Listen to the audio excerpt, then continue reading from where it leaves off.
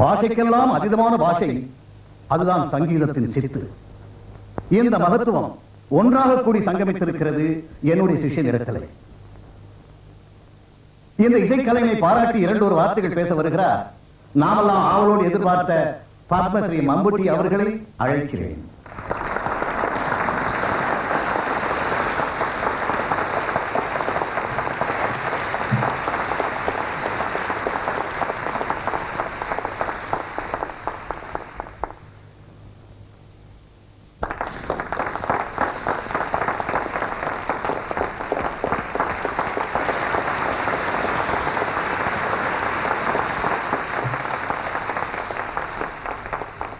கலாரசிகர்களே, பிரபஞ்சத்தின் ஆத்மாவை, கலைஞனின் சிறகையும், எல்லையற்ற ஆனந்தத்தையும், ஜீவனுக்குள் ஒரு பிரகாசத்தை வைத்திருப்பவர் மட்டுமே இசையில் சாதிக்க முடியும் என்று பெரியவர்கள் கூறியிருக்கிறார். அது எவ்வளவு சத்தியமான உண்மை என்றதை மீண்டும் மீண்டும் ஞாபகப்படுத்துது. இந்த இளைஞனுக்கு தேசிய அளவில் அங்கீகாரம் கிடைத்தது நான் ரொம்ப பெருமைப்படுறேன்.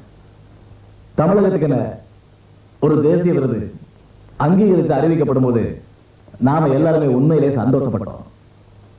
எனது நண்பர் பிரேம் ஜேக்கப், நீங்கள் தமிழ் மக்களின் செல்ல பிள்ளை என்று கூறிக்கொள்ள நான் ஆசைப்படுகிறேன். மேலும் உங்களால் தமிழ் மக்களுக்கும், தமிழ் நாட்டுக்கும், தமிழ் திரைப்பட ரசிகர்களுக்கும், திரைப்பட பல கலைஞர்களுக்கும் பெருமைக்குரிய ஒரு அங்கீகாரம் கிடைத்திருக்கின்றதை நான் சொல்லுவேன்.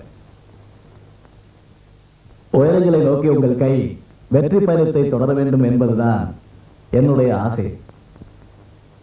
இனியும் வரக்கூடிய விருதுகளுக்காக நாங்கள் காத்திருப்போம் என்று சொல்லிக்கொண்டு இத்துடன் எனது உரையை முடித்துக் கொள்கிறேன். நன்றி, வணக்கம்.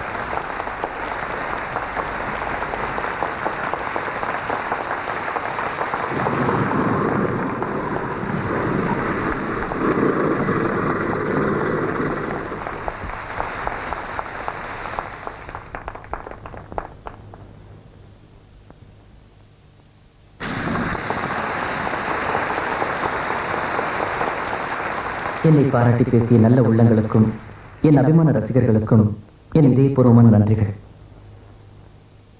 சாங்ஸ்ல இருக்கிறது என் குரல் மட்டும்தான். அது உங்க எல்லாருக்கும் பிடிச்சிருக்குன்னு நினைக்கிறேன்.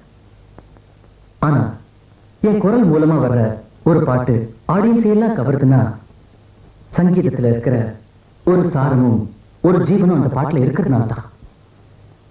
அதை எனக்கு தந்த என் அன்பிற்குரிய குருநாதருக்கு நான் என்னைக்கும் கடமைப்பட்டிருக்கேன். இந்த விழால எனக்கு கொடுத்த எல்லா விருதுகளையும் நான் மனப்பூர்வமா ஏத்துக்கிட்டு பூஜைக்கு வைக்கிற பூக்களா என் குருநாதர் காலடியில் அதை இப்ப மகிழ்ச்சியோட சமர்ப்பிக்கிறேன்.